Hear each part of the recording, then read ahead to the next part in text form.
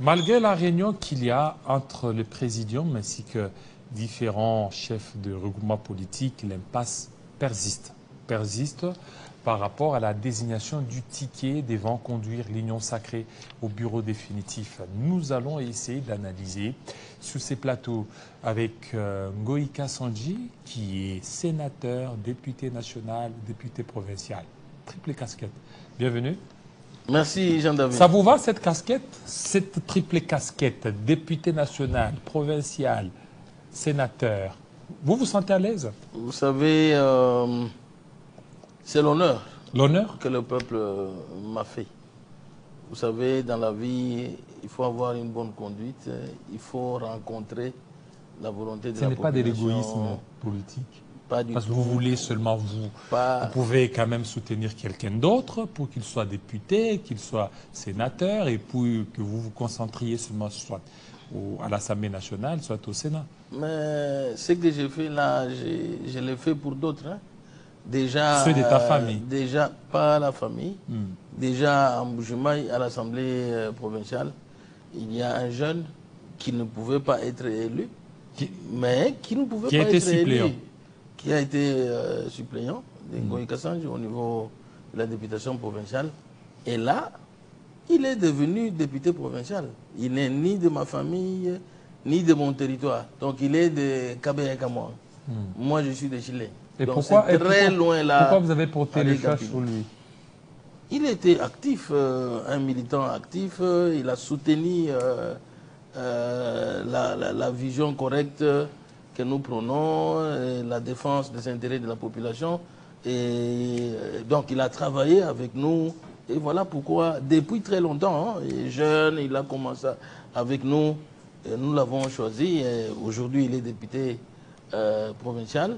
Et bientôt, là, il y aura probablement un député national ou un sénateur, selon que Dieu le voudra. Un jeune encore. Et vous voulez où? Vous voulez le Sénat ou l'Assemblée nationale? Bon, nous allons nous déterminer dans les jours qui suivent. Pas maintenant. Mais votre cœur bat où? Non, non, écoutez, la politique est dynamique. Hein? Donc, tout ne dépend pas de nous. Donc, tout dépend aussi de la famille politique à laquelle j'appartiens. Donc, au regroupement politique où je suis. Et à ma famille politique, l'Union Sacrée. Donc, nous allons travailler là-dessus. Alors, l'Union Sacrée, jusque-là, l'impasse persiste dans la désignation des animateurs aux différents postes. Il y a eu réunion, et réunion n'a accouché d'une souris. Rien de bon n'a été sorti.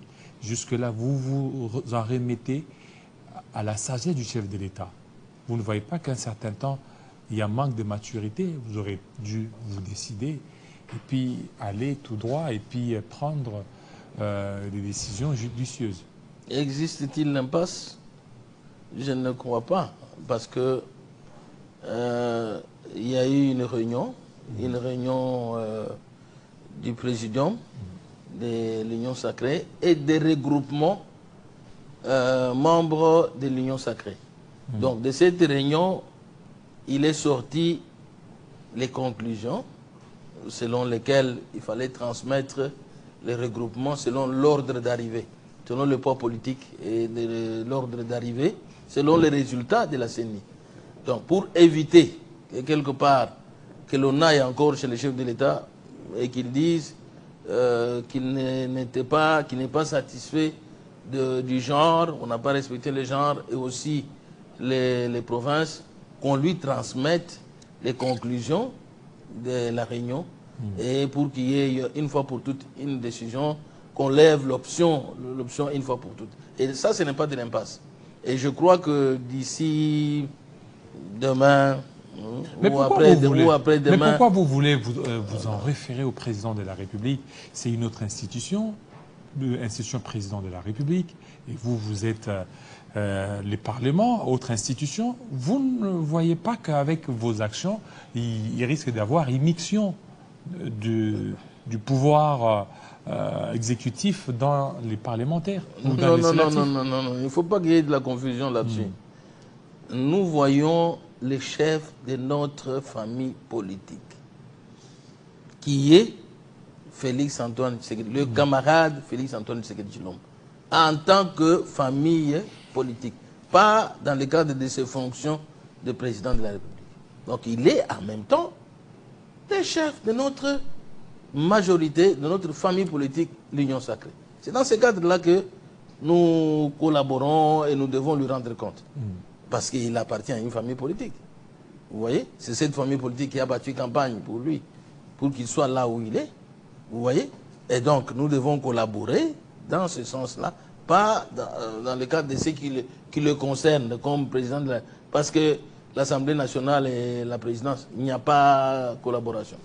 Il y a collaboration dans le cadre de la famille politique. Alors pourquoi vous avez désisté, Ngoïka Sandji, on l'a vu tout d'un coup, premier vice-président, candidat, premier vice-président au niveau de l'Assemblée nationale. Il y a même d'autres personnes qui nous ont appelés pour dire Ngoïka Sandji, il échoue difficilement dans des élections.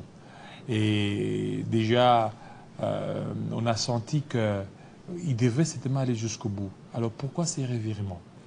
Bien, vous savez, la politique existe, bien sûr. Dans la politique, il y a certains paramètres exogènes qu'il faut respecter. Là, je vois directement la discipline de la famille politique. On ne peut pas y aller dans l'indiscipline. Quand la famille politique lève une option, vous devez obéir, vous devez obtempérer. Sinon, vous devenez un désordonné, hein, un électron libre. Nous ne sommes pas électrons libres. Si vous êtes électron libre, vous devriez postuler comme indépendant. Mais si vous appartenez à une famille politique, vous devez respecter la discipline de cette famille politique. Voilà pourquoi, au sein de notre regroupement, il m'avait été demandé de déposer ma candidature, donc comme premier vice-président. Et il m'avait également été demandé de la retirer. Et donc, j'ai obéi à ce qui m'avait été demandé du début à la fin. Donc votre voilà. Regroupement était en train d'entretenir le flou. Parce que comment votre regroupement, vous pouvez aligner une candidature au niveau de la première vice-présidence de l'Assemblée nationale et puis au niveau des questeurs. Il y a eu ces débats avec Serge Bahati qui a été retiré, il y a Polypoli qui est là. C'est-à-dire dans le bureau, il y a 2 candidatures de la FDC. Écoutez, il y avait... la FDC est un regroupement sérieux, hein, respectueux de la famille politique l'Union Sacrée. Donc, quand on a remarqué que on ne respectait plus le ticket de l'Union Sacrée, il y a eu une sorte de désordre. C'est ainsi qu'on a vu que bon, tout est ouvert, il n'y a plus de respect des tickets. Et par conséquent, ce ne sont pas les ambitions qui manquent au sein de la FDC. C'est comme ça qu'on s'est dit, non, bon, comme il y a tout le monde qui postule, tout le monde y va, voilà, on ne laisse pas le terrain libre. On peut y aller et gagner. Et on y allait pour gagner. Hein. Donc on n'y allait pas pour des théâtres, non, on allait là pour prendre le poste. Et c'est comme ça qu'on y est allé. Quand les choses sont redevenues à la normale, c'est-à-dire au respect du ticket de l'Union Sacrée, eh ben, on a vu que comme il y a l'ordre qui est revenu, eh ben, qu'on laisse une seule candidature qui a été désignée par l'Union Sacrée. Voilà. Alors, ce qui a été fait. Ce qui a été fait, mais l'impasse a persisté. Je vous ai allé jusque voir le président de la République. C'est que la candidature de Christophe Mbosso dérangeait. Bien, on est allé, c'était sur l'invitation du président, du chef de notre... Je n'aime pas que vous puissiez utiliser la qualité du président de la République. Donc on est allé là, dans le cadre de notre famille politique, sur l'invitation de notre la plus haute autorité de l'Union Sacrée, Félix-Antoine Tshisekedi Tshilombo. Il nous a invités parce qu'il avait un message à nous communiquer, selon lequel il fallait tenir compte du genre et de la grande orientale dans les tickets. Il ne voyait pas ça. Certainement qu'il n'y avait pas la grande orientale dans les tickets de l'Union Sacrée, mais aussi il fallait que cette question du genre lui soit clarifiée. Voilà les 2 choses sur lesquelles la plus haute autorité de l'Union Sacrée s'est basée. Donc il ne voyait pas clair autour de la Grande Orientale, province Grande Orientale, et aussi le genre. Est-ce que maintenant, pour le moment, les violences se sont accordées au sein Moi, de je l'Union crois sacrée? que tout avance bien. Tout avance bien, comme je l'ai dit, hein, dans les 48 heures qui suivent, on aura... Maintenant, la Grande Orientale, là, c'est qui? Il y a la Grande Orientale, c'est Mboussa Niamoussi ou les autres? Non, non, Mboussa Niamoussi n'est pas de la Grande Orientale, il est du Nord Kivu. Nous savons que le candidat qui est sorti, qui a gagné les primaires de l'Union sacrée, c'est l'honorable Vital Kamere, qui est aussi du Nord Kivu. Donc les avis... Non, Sud Kivu. Sud Kivu, il est du Sud Kivu, l'autre est du Nord Kivu. Mais comme vous le voyez, La Grande Orientale. la Grande Orientale dit n'est pas se retrouver. On ne peut pas prendre le pouvoir, le remettre au Grand Kivu au moment où la Grande Orientale ne se retrouve pas. Donc il fallait régler ces petites choses qui ne demandaient pas des grandes réunions alors que le peuple est en train d'attendre la sortie du gouvernement. Alors, à l'allure où vont les choses, d'accord. parce qu'on a vu des candidatures qui ont fâché, c'est celle de Mbosso, c'est celle de Caroline Bemba, et ces gens ou ces candidatures ont été écartées? Bien, écoutez, il faut qu'à un certain moment, nous puissions aussi respecter notre Constitution. Il ne faut pas qu'à tout moment, les gens soient scandalisés là où il ne le faut pas. La Constitution dit qu'on ne peut pas discriminer quelqu'un en fonction de son appartenance tribale, religieuse et familiale, etc. Qu'on lise la Constitution. Pour accéder aux fonctions publiques, on ne peut pas discriminer quelqu'un parce qu'il est de la famille de tel ou de tel. Non. La Constitution refuse ça. Nous devons évoluer. Oui, parce que les gens ont vu un certain népotisme. Non, mais lisez la Constitution et respectez les dispositions constitutionnelles. Donc il ne faut pas se scandaliser pour rien. Hein? C'est-à-dire, quelqu'un ne peut pas accéder aux fonctions parce qu'il est de la famille de tel. Mais là, vous êtes contre la Constitution. Hein? Donc là, s'il remplit les critères, moi par exemple, je connais l'honorable Caroline Mbemba. C'est une dame de caractère. Elle a été vice-présidente de notre commission, du comité des sages. Ben, il fallait voir comment elle dirigeait les choses au sein du comité. C'est une commission, c'est un comité sensible hein, au sein de l'Assemblée. C'est comme un tribunal, notre tribunal de l'Assemblée nationale. Mais il fallait voir comment est-ce qu'elle dirigeait les affaires là-bas, l'accueil, etc. Et ce qu'elle est en train de faire chez elle, à l'Équateur là-bas, c'est ce qu'elle est en train de faire. Mais il ne faut pas qu'on la discrimine parce que son frère est ministre, ou soit parce qu'il est membre du présidium, il ne peut pas accéder là où il peut exercer cette fonction correctement. Donc il faut que nous puissions... Sa candidature risque d'être maintenue. Même si elle est maintenue. Est-elle contre la Constitution? Non. On ne peut pas la discriminer pour ça. Il faut régler ce qui concerne, par exemple, les gens, la question du genre. Il y avait déjà deux dames. Il y avait deux dames, plus Mounongo qui serait favori. Hein. Elle pouvait être la troisième. Je crois qu'à cette question, il ne se posait aucun problème. C'est fondé, par exemple, la Grande Orientale. Si Mbosso remplit les critères, c'est-à-dire du port politique, je crois il peut représenter aussi cette classe-là de personnes âgées. Hein. Il faut qu'elle dégage aussi une sorte de sagesse, une certaine sagesse. Mais s'il y en a, hein, comme je l'ai dit, je ne peux pas m'opposer à Mbosso s'il remplit les critères. Mais s'il ne remplit pas, eh ben, quelqu'un d'autre peut exercer cette fonction. D'ici là, le chef d'État promet de restructurer l'Union sacrée, le présidium. C'est qu'il y a un désordre au sein du présidium. Bon, moi, tout ce que je sais, c'est que, comme je l'ai dit, la politique est dynamique. Hein. Donc, c'est le tableau de 2022-2021 n'est pas le même. Donc, il y a certains acteurs qui ont joué un rôle capital dans ces élections ici, et qui peuvent intégrer le présidium. Ou peut-être que le tableau de la présidence de l'Union sacrée peut changer. Ça peut quitter du présidium au secrétariat permanent, ainsi de suite, et tout ça.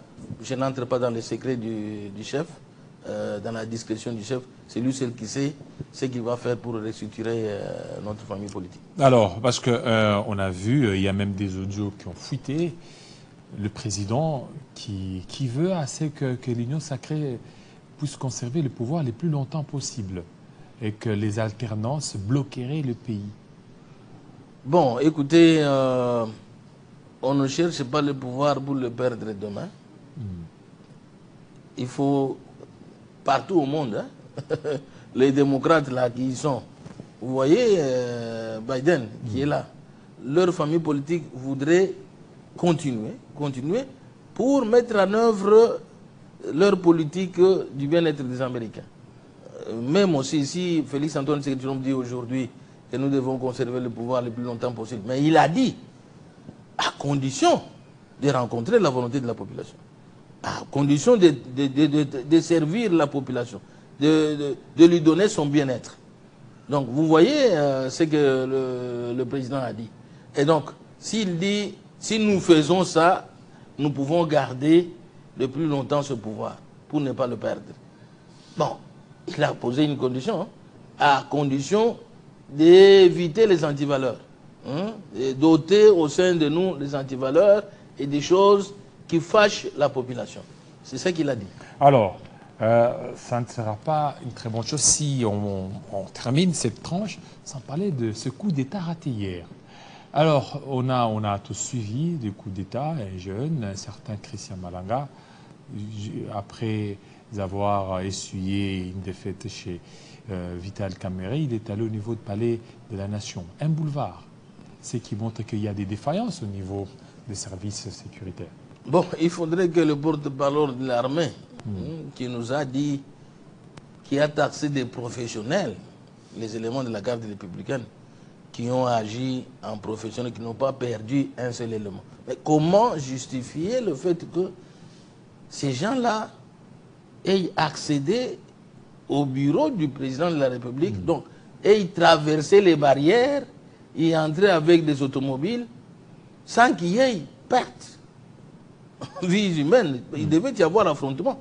Qui a donné l'ordre pour que ces gens-là traversent toutes les barrières jusqu'au bureau du président de la République? Là, il y a des questions qui doivent être répondues par ceux qui ont dit qu'il y a eu professionnalisme. Professionnalisme pour faire entrer les gens au bureau du président. Jusqu'au bureau, là, les gens sont entrés, ils ont hissé les drapeaux, ils ont fait des bêtises. Comment parler du professionnalisme? Là, il y a des questions qu'il faut répondre. Il y a des zones d'ombre dans les déclarations du chef, donc porte-parole de l'armée. Donc sinon, nous avons regretté, nous ne pouvons pas accepter qu'il y ait coup d'État. Et parce on que nous n'a avons pas vécu les suivi méfaits du coup d'État. même Nous condamnons ça. le présidium, même vous députés, compatir avec Vital Kamerhe qui a été attaqué. On a même suivi les communiqués de l'Assemblée nationale qui n'a pas fait mention de Vital Kamerhe. Bien, là, l'honorable président du bureau provisoire, peut-être qu'il a perdu de vue. Il a perdu de vue. Ce n'est pas une dent contre Kamerhe. Bon, je ne souhaite pas que ce soit une dent. Hein. En politique, on ne garde pas des dents. Il faudrait être souple, agir dans la souplesse, être sportif. Si vous avez perdu, vous avez perdu.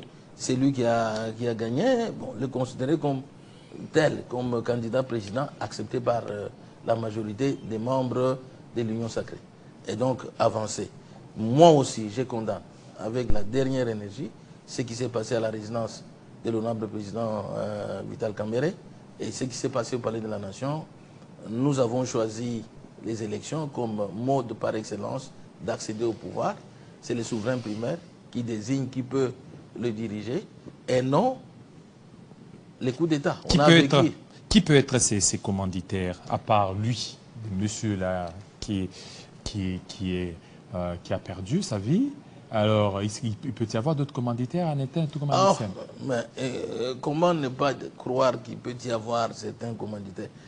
J'ai posé une question ici. Qu'on m'explique. Comment est-ce que il n'y a pas eu d'affrontement.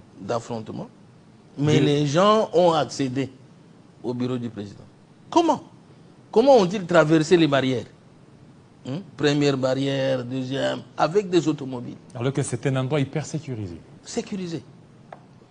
Et il n'y a pas eu échange, donc, ou peut-être il y a eu échange. Mais moi, ma question, quand ils sont entrés, mais comment est-ce qu'ils ont accédé au bureau du président? À travers des véhicules. On a même vu des véhicules de luxe là-dedans. Comment sont-ils entrés? C'est la question qu'on nous réponde à cette question. Voilà. Merci beaucoup. Nous attendons la suite des enquêtes par rapport à ces dossiers. L'on en saura un peu plus dans les heures ou dans les jours qui suivent. Tout de suite, on va poursuivre notre Kinshasa Direct.